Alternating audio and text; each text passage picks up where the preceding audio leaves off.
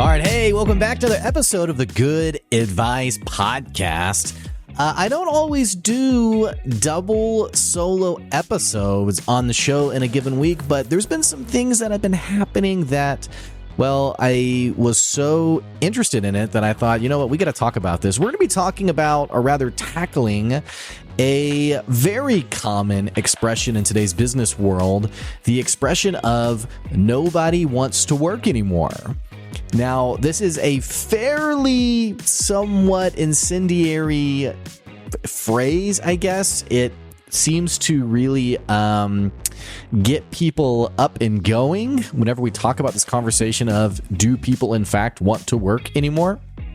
So we're going to be diving into that today, chatting about it.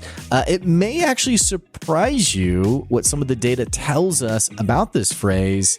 All that and more is on today's episode. But first, a quick break, and we'll be right back soon.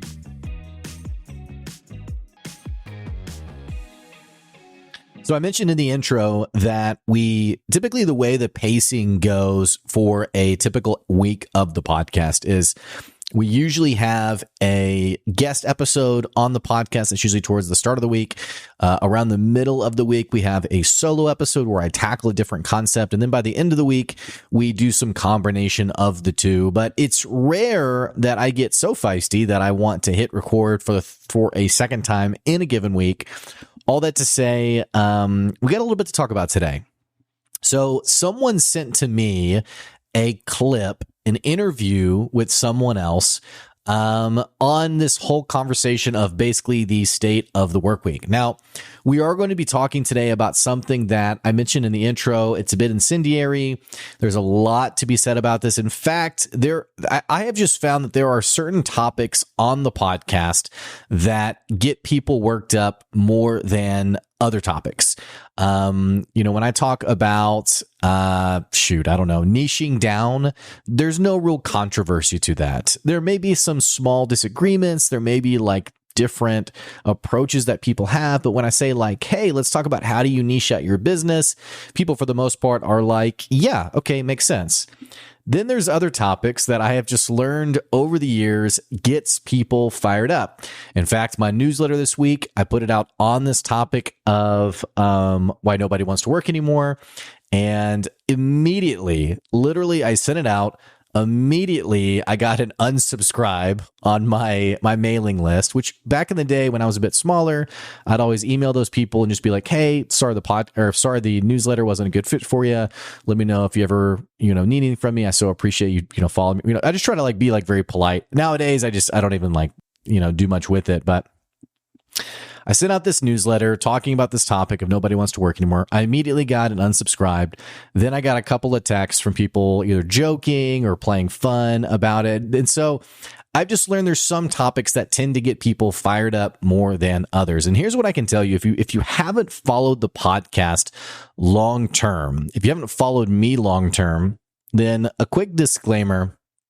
I do not consider myself a political person at all whatsoever. In fact, if you talk about civic engagement, I'm probably the poster boy for maybe a bad citizen. I don't know.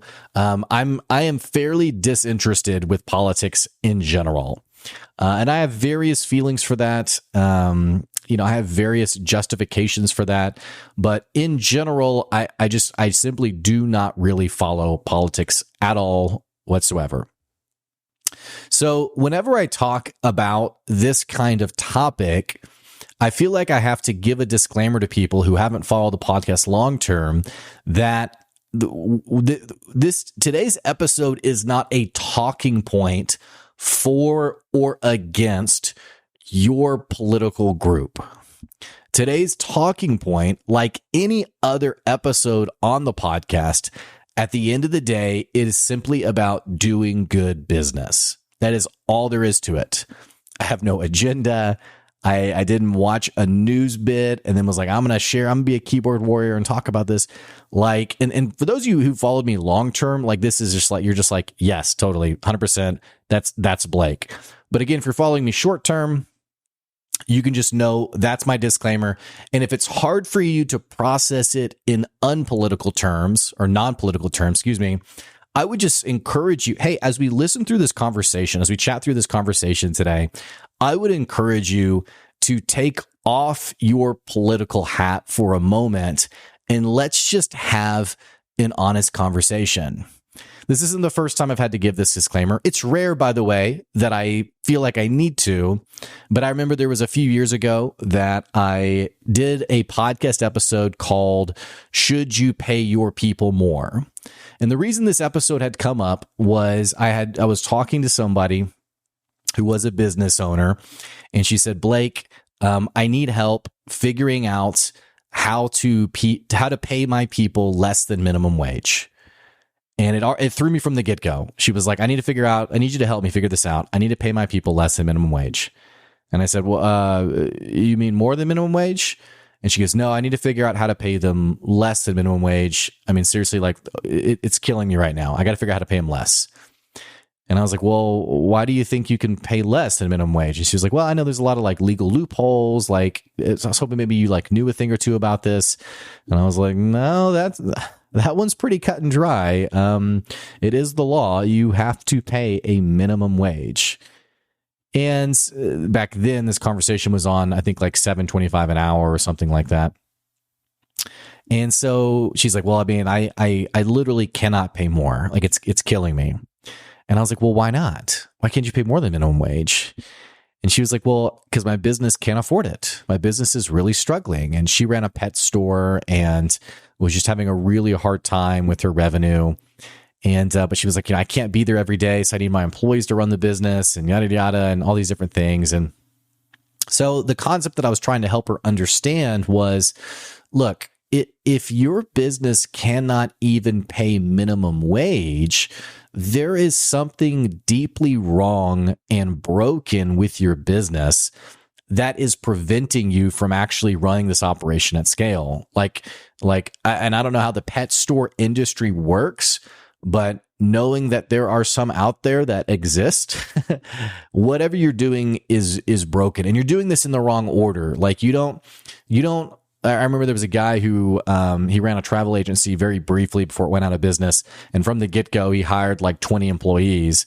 And in chatting with him, it was like, you've done this out of order. You don't start a business and hire a bunch of people. You, unless you're getting like outside funding and like this thing's, you're scaling it up from the get-go. I said, you validate your offer. You make sure you're offering something that people will pay for. You build your sales pipeline. And from there, you build processes and structure that allow you then to scale. And included in that is this conversation of hiring people on and delegating things out so that you can then focus on other things. So you can raise, your impact and the number of customers you can serve in a given week. So, I was explaining to her, okay, we've done things, some things are broken here, right? Well, all this to say, had this conversation, couldn't really get her to understand where I was coming from. And I did this podcast episode, I don't know, 3, 4, 5 years ago that was called, Should You Pay Your People More Money? I think it was called that, actually. Well, I put out, and this is all in the conversation, by the way, of people who get, who think I'm trying to be political when I'm not. So I put out this episode, and I think it was an email or maybe it was a text, I can't remember, but I immediately got a message. It was maybe the same day, maybe the day after, from somebody who they said, hey, I checked out your latest episode. And I said, oh, great. Thanks so much. And they said, I had no idea you had become such a socialist. And I was like, oh, interesting. I didn't consider myself a socialist either. But this person had listened to the episode and felt like I was, I guess, being ambitious about the socialist platform, which literally, if you go back and listen to the episode, it is, should you pay people more money? Yes, you should. The reason why is because if you want your employees to be high performing, then you have to be able to enable them to be innovative, creative, all these different things. And it's hard to do that when you're simply focused on where does your next meal come from? Like, when are you going to eat again? Like, how are you going to pay your rent?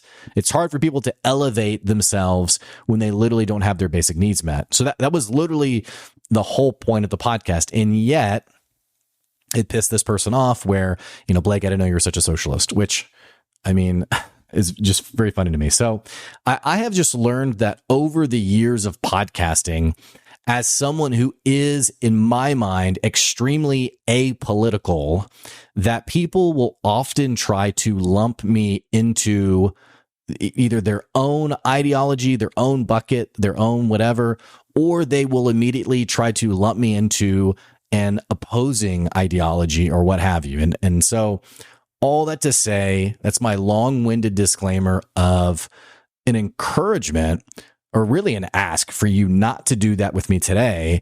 But again, just to take off the political hat. So much of our conversation on social media and with, different people is so politically driven. Like, let's have just a conversation about business and let all that other stuff be on the wayside. So, excuse me. Having said that, I want to talk about this conversation of, honestly, is it true that people don't want to work anymore? Is that true? Can we have an honest conversation about this? What is true about our society today? And if you are a business owner, if you're running a business, what does this mean for your employees? Now, another quick disclaimer. The people that I know who are already running a business at scale, they're already managing several employees, maybe several dozen employees. This conversation is a non-issue to them. There's very little, they're already putting in the work to show value to their people, to manage them correctly, to manage them well. And so they really aren't even wasting time on this conversation.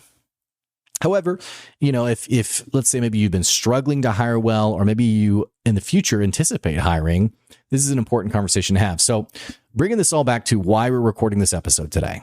The reason we're recording this episode, a friend of mine, he sent me a video and he said, I think you might like this. So, and I get videos every now and then, and some of them are pretty interesting. Some of them are just like, whatever, they're cool.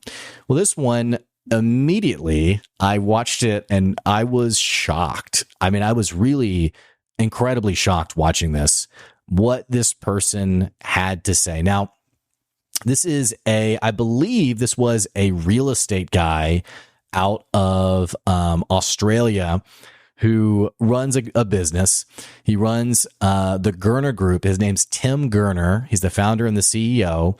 Now, I won't give you more info about him because I don't want to bias you on this video before you watch it, even though I've pretty much already told you it's shocking. So I guess it's a moot point. I guess I might as well tell you then. Now, this guy a few years ago was interviewed about the future economy. And this was back in, I guess, I don't know what year this was, maybe 2018 that he said this. But he was interviewed and said, what do you think about the youth today and all these kind of things? And this guy said basically, well, I think we're moving to a day where our younger generations will never own a home. And the interviewer said, oh, well, why is that?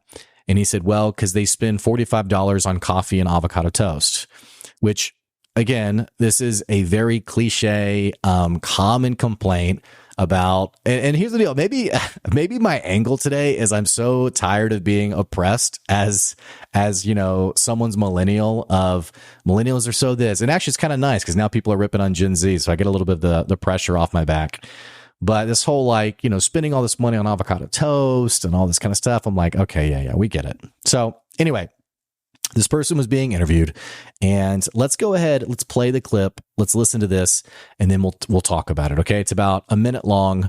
We'll listen to it, and then we will chat. Now, let me check my audio here. Give me 1 second. We'll watch this. We have people decided they didn't really want to work so much anymore through COVID, and that has had a massive issue on productivity. Tradies have definitely pulled back on productivity. They have been paid a lot to do not too much in the last few years, and we need to see that change. We need to see unemployment rise. Unemployment has to jump 40-50% in my view. We need to see pain in the economy. We need to remind people that they work for the employer, not the other way around. I mean, there is there's been a systematic change where employees feel the employer is extremely lucky to have them, as opposed to the other way around. So it's a dynamic that has to change. We've got to kill that attitude, and that has to come through hurting the economy, which is what the whole global, the world is trying. Jeez. Okay. So, yeah, a lot, a lot to talk about in this video. And by the way, I'll have this video. I'll put it on my social media as well, if you want to check it out for yourself, or you can just simply Google, Tim Gurner, Gurner, Tim Gurner unemployment or something like that, and it'll pop up. So here you have this guy who, let's kind of just break down what was said. You have this guy who said, COVID happened. People didn't want to go back to work. Nobody wants to work anymore. People are getting paid a lot to do not very much. And let's start there, by the way. Let's start there. So is it true that there are people who used COVID as an opportunity to get a free pass and not work? Yes. Is it true that many people are incredibly lazy? Yes. Is it true that many people are extremely entitled? Yes. Is it true that people mooched off free support? That some people mooched off free support through COVID? Yes. Is it also true that business owners cheated the system and took an enormous amount of money fraudulently from the government? Also true. And I make that point because people like to portray the whole COVID thing as all about the employees and what they did wrong and all this kind of stuff. And it gets a bit tiresome because there's corruption from the top down. Okay. So let's just get all those things out of the way. So before I say anything, I'm not saying that there aren't people out there. I'm not saying that there aren't people out there who abuse the system. There are. Plain and simple. There are. However, I have seen this conversation happen where people like to talk about COVID, people who experience COVID as now being entitled, as now being all these different things. I mean, you heard the video yourself. And I want to pause there for a second because I just don't know if it's true. Here's what I do know is that COVID showed us one thing. It's that remote work was in fact possible. Remote work was in fact doable. And ironically enough, or rather coincidentally enough, right before COVID, it was like January or February, I was giving in-person presentations to local businesses on innovation. I think the presentation was called, Innovation in the Workplace. And the whole thing that I was telling these local businesses was, hey, you might want to rethink how you do business. And by the way, this is something really cool that came out of COVID was that there were businesses who said things weren't profitable, things weren't possible, and yet COVID caused these things to be possible. One perfect example of this is to your door grocery delivery. This Walmart and whoever else said this wasn't doable, wasn't financially possible pre-COVID. And interestingly enough, this is now a thing. You can get same-day delivery of your groceries. I think sometimes we have these things, these technologies that are so normal in our day-to-day lives that we forget that 5 years ago, this did not exist at all. By the way, a friend of mine, Joshua Ayers, who was on the podcast, you can check out his episode. It was maybe like 4 or 5 episodes ago. He ran a startup in before COVID that was basically to your door grocery delivery, and investors basically told him it's never going to work. It's never going to happen. So here he is now being like, man, why didn't I start this after COVID? Little note about timing there. So we had things that we didn't think were possible. And one of the things that I talked about in giving these presentations in these workplaces was businesses that had become billion-dollar businesses despite not having any kind of physical location. Businesses that had exploded pre-COVID that were doing amazingly well without having a physical location. And I actually had someone on the podcast who we chatted about this guy, Connor Gillivan. He ran a business called freeup.com. It was a freelancer website. And I asked him, I was like, which by the way, he then went on to sell. He's doing really well for himself now. But I asked him, like, well, how do you run a business then if you're not there in person? And he was like, well, I mean, like team meetings, we just do it via Skype. When we connect with people, we chat via Slack. I mean, it's really not any different. You just aren't working shoulder to shoulder with someone. And you just have to be more intentional with connecting with people. And he made it sound so simple. And that was kind of what spurred on this whole presentation thing. So anyway, I was presenting to businesses on these other businesses that were billion-dollar businesses that didn't have any location, were working remotely, to basically be like, hey, rethink how you do business. Well, coincidentally enough, then COVID happened and many people had to learn simply how to do business differently. So in that, a multitude of businesses realized that, hey, I don't necessarily have to have the expense of a massive office space. I don't necessarily have to spend the overhead that comes with all of the physical space that I need. I can actually run this thing and utilize technology and cut down on my costs significantly.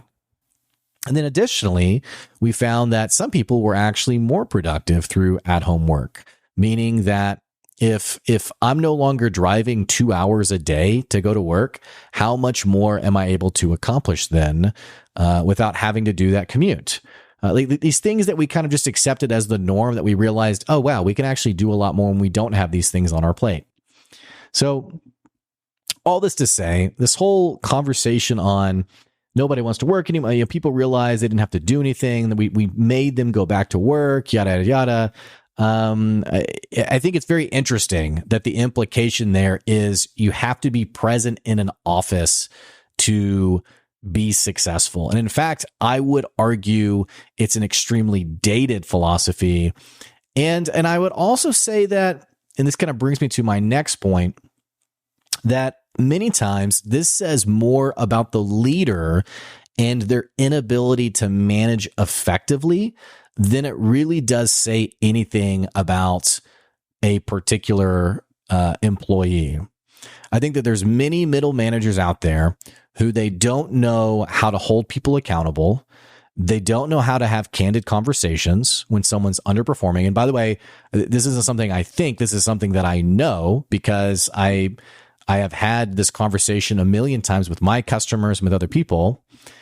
But so because there is a expertise gap in a manager's leadership affinity, well, it's the George Costanza effect. It's, I don't know how to do this, but if I look busy enough as a middle manager, then I will be seen as doing my job. So let me go look busy. Let me make the rounds to people's offices. Let me make the rounds to people's desks. Hey, it's honestly, it's the Office Space thing where Lundberg shows up and he's like, sipping his coffee and like, hey, can you work on those TPS reports? That'd be great. And, it's a lot of wasted time. I mean, it's honestly, I think when people start thinking about managing people without them physically being present, frankly, a lot of people seem to kind of lose their mind. But the second part of this video is what's very troubling to me, very disturbing to me. I would say sociopathic to me. This conversation in the video about we need to make people hurt. We need to make unemployment rise. There needs to be pain in the economy. There needs to be, excuse me, let me get a drink of water here real quick. Excuse me. We need to have unemployment rising 40 to 50%. People realize, kind of beating out that arrogance, helping people know that you work for me and not the other way around. I'm just going to be really cut and dry. This is a pretty disgusting philosophy of leadership and management. It really is. And actually, it goes against everything that's been done in the leadership and management space in the last 20 years. Everything we've learned, it flies in the face of it. It goes directly against everything that we've learned and talked about. Gallup, a major research institution that has been surveying people in the leadership space for years, they came out with a book 10 years ago called It's the Manager. And it looks at businesses that underperform and why they aren't doing well. And surprise, the answer is it's the manager. Every time there's a bad business, there's a bad boss leading that business. In the same way, 20 years ago, maybe 20 years plus now at this point, one of my all-time favorite books, Good to Great by Jim Collins, he talks about how whenever a business is flourishing, it's because there's a great leader at the top. And similarly, when the business is deeply struggling, it is the boss who's at the top.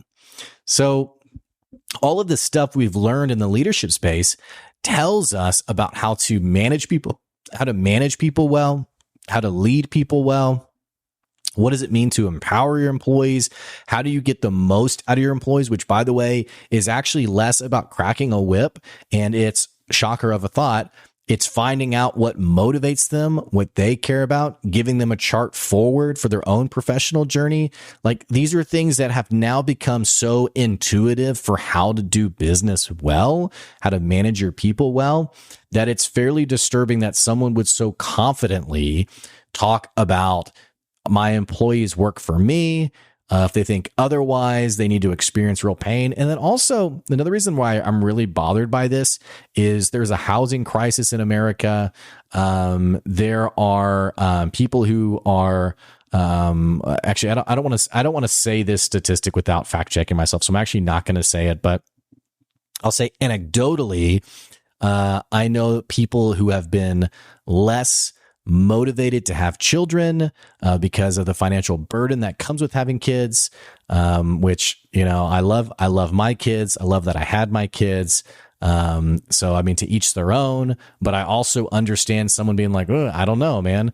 I mean, let's talk about the price of eggs. We joked about it on the podcast several months ago about how it's more advantageous to rob someone of their chicken and face the fine for it than it is to actually pay like the higher prices of eggs on a week-to-week basis.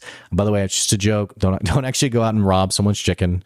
But you know, the economy is in a pretty wild place already. People are already experiencing this deep pain. In fact, if you look at the state of the United States in terms of our housing crisis, you may not know this, but this is something that I read early this year. Actually, it was. In fact, I think this might have been true last year, but it's still true now this year. There is not a city in our country where a minimum wage earner can afford a 1-bedroom living space. So I'll say that again. There's not a city in our country where someone earning minimum wage can actually afford to live and pay for their rent. Not a single city.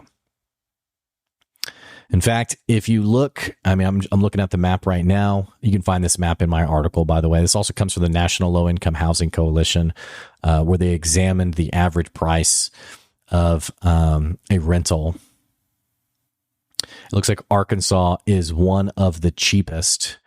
Arkansas, I'm just looking at this map. It looks like Arkansas is the cheapest, ironically enough. I keep using those words interchangeably incorrectly. It's not ironic. It's coincidental because we live here. Okay, I think it is Arkansas. Looking at this map, to afford a 1-bedroom house or rental, excuse me, you need to make $16.27 an hour. Minimum wage in Arkansas, I think, is $11 an hour, I think. So you could work 40 hours a week, and if it's at minimum wage, you would not be able to afford your home. That's not to mention the price of food, which that's a whole nother conversation. Holy smokes, guys. The price of food right now is insane. I don't know if you caught my other episode, but I talked about how I went to Taco Bell and it was $17 for a number 7 and a cheesy gordita crunch. $17. Meanwhile, there's a restaurant right next door called CJ's. They have an amazing burger, a 2/3 pounder burger, every topping on it, also $17. And they grind their beef in-house, and it's an amazing place. And here I am thinking, like, what's going on with prices right now? Like, what something weird is happening right now that, without being like conspiratorial of like, did the Taco Bell, get together with other fast food chains and like what's going on here? But there's something weird going on where prices are pretty wild. But so if you work a minimum wage job at 40 hours a week and you try to eat food, if you eat something, you are SOL. You are out of luck entirely. Now, not trying to get into, I feel like anytime I bring this up, I get so many, I'm just gonna be kind of honest. They are a little bit obnoxious. Here's like my bias. My bias is I just deeply believe in the dignity of every human being. I believe that there are just some things that people should have the ability to experience. And frankly, I just, as a Christian person, I think about who Jesus talked about the most in the Bible. And I'm just going to go ahead and tell you, the poor get mentioned a lot, man. He talks about the poor a lot. So I feel like, Jesus and I were a little bit in sync when I think about the poor. And I'm like, okay, those in poverty, this bothers me. This upsets me that there are people who can't afford to live somewhere. And there's a lot to be said about the dignity of a human being, the value of a human soul. How much do we value a human soul? And if I deeply value someone's soul, which I say that intentionally, I'm not talking about someone's body. I'm talking about like literally everything that's encapsulated into who they are. I cannot help but be bothered by the fact that someone can't afford a place to live. I just can't. It's just bottom line. Okay. So if that sets off your political bells and whistles, then I guess I'm okay with fighting you on that one. So anyway, I just think that if someone works a 40-hour job, they should be able to pay for a place to live, and I don't know. I'm just looking at this chart, just kind of shocked by it, honestly. So, talking about pain in the economy, I'm like, dude, there's already so much pain in the economy. There's already so much pain. And there's already people who are just struggling to make it. And honestly, if you guys haven't been following this stuff long term, which I have, I've been in the leadership and management space for a long time. Unofficially, about 15 years. More officially, I have a master's in education with a focus on teaching leadership. I'm also a PhD candidate at the U of A, which PhD candidate means I finished all my coursework and I'm just waiting to finish the dissertation to get my PhD.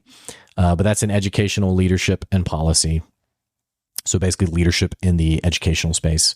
And then also very literally, I do leadership consulting services with my business. And I've done it previously at my previous job, which was also a leadership consulting company.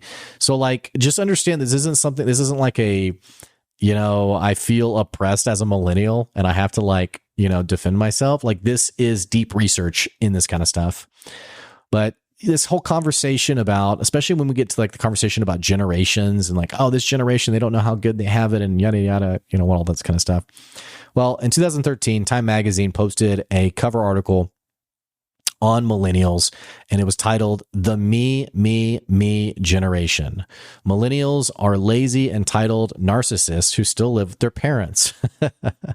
There was a little bit of a twist to it. It was like, why will they save us all? It was all about the digital world, stuff like that. But I just think it's funny. We're the me generation. We're lazy, entitled narcissists, which is not unlike what's being said about Gen Z now.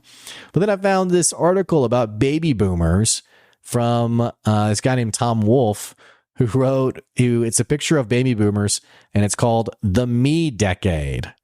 I'm like, man, it's so funny how as I get older, I really realize how things really don't change. We really just love saying the same thing over and over again.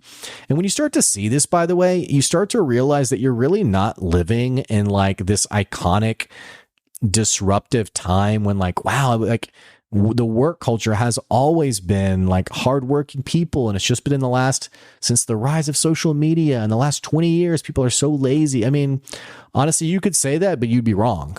In fact, in this article I posted on LinkedIn, I found this picture of the times this conversation of nobody wants to work anymore has shown up in publications. And it goes all the way back to 1894. In 1894, someone wrote, "It is becoming apparent that nobody wants to work during these hard times." In 1905, someone wrote, "No one wants to work for wages." In 1916, is the reason there's food scarcity is that no one wants to work as hard as they used to.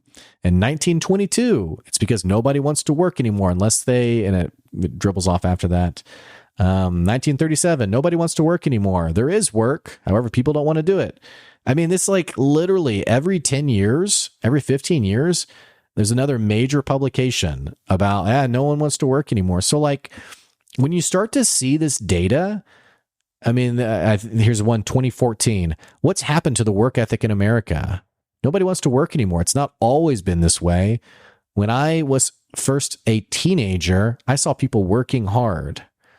I mean, you see these things being said since the late 1800s, and probably before that. This is just the last, record we have of people saying it. It starts to kind of, like I said, it takes you out of this realization of like we're living in this iconic period, and instead realizing, okay, I'm starting to wonder if this is a talking point.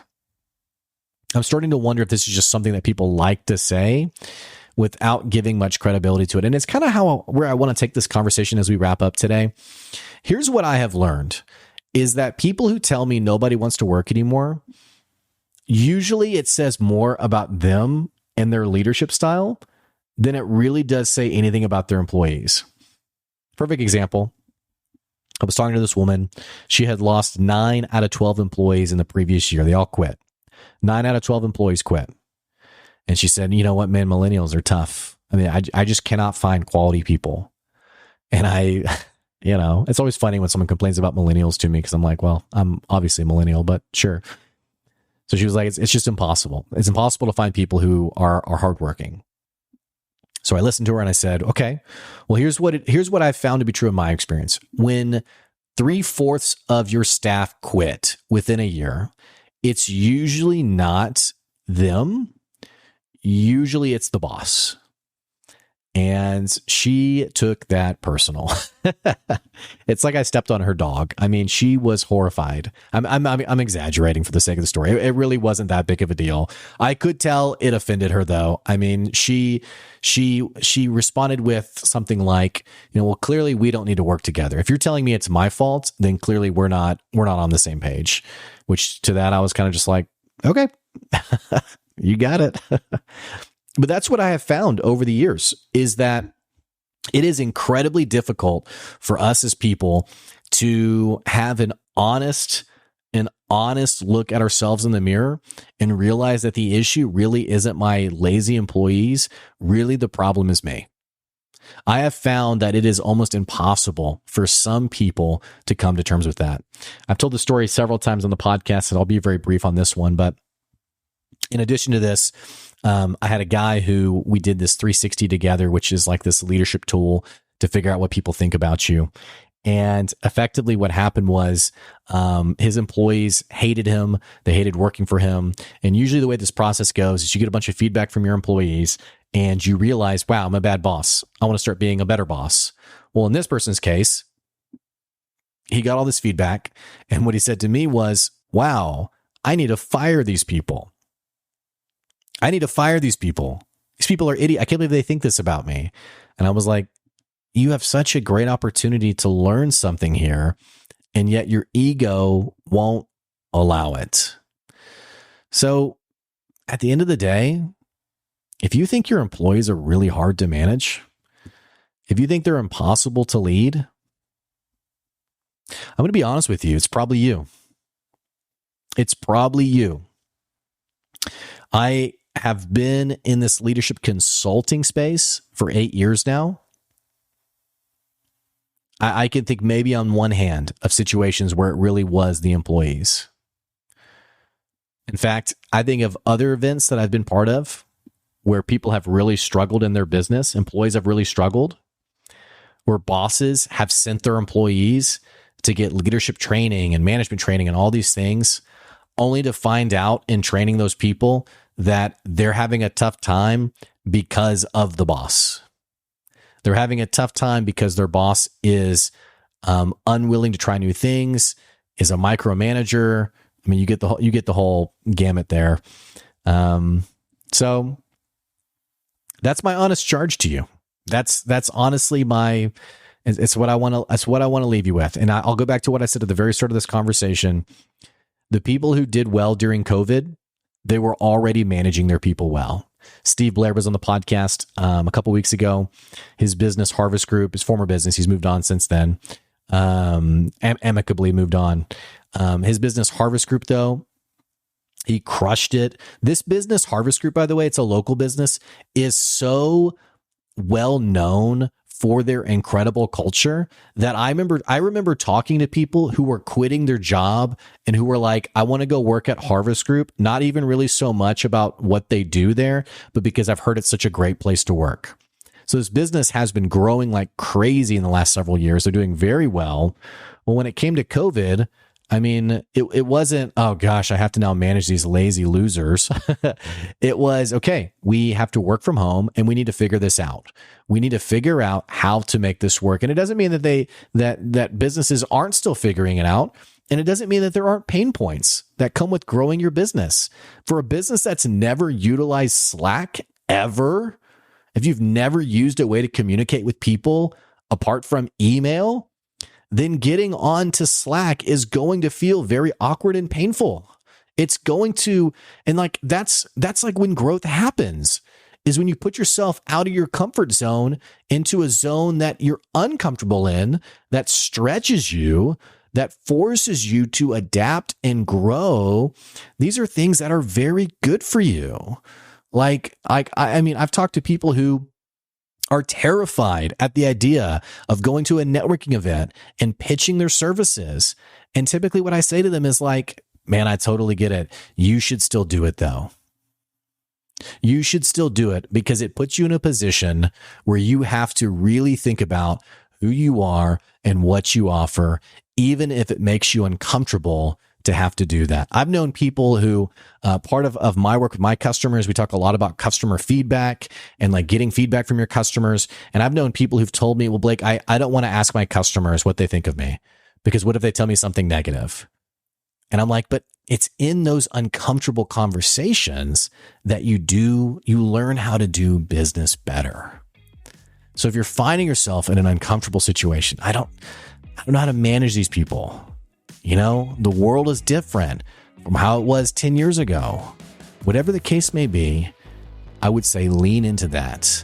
Lean into that because not only will it make you a better boss, your business will do better as well. Hey, if you enjoyed this episode, hopefully I didn't frustrate you too much. I'm going to guess we're probably on the same page, but you know, you can always email me, blake@goodadvicecoaching.com. I'd love to hear your thoughts. Love to have a conversation. Also, if you're following the podcast and you haven't clicked that old follow and subscribe button, make sure you're doing that so you're staying tuned with us. A little bit more about the podcast. If you want to support the podcast, we are coming up on 5 years of the podcast. We'll have some pretty cool stuff happening this next month. And additionally, you can always support the podcast on our Patreon, patreon.com/goodadvice. Or if you want to advertise your business, you can do so by emailing me again at blake@goodadvicecoaching.com. So all that to say, hey, I appreciate you listening to my 40-minute rant on this topic. Let's go out and let's be better leaders. Let's be better managers. And let's just be known for taking care of our people well. I appreciate you guys. That's today's good advice. I'll catch you later.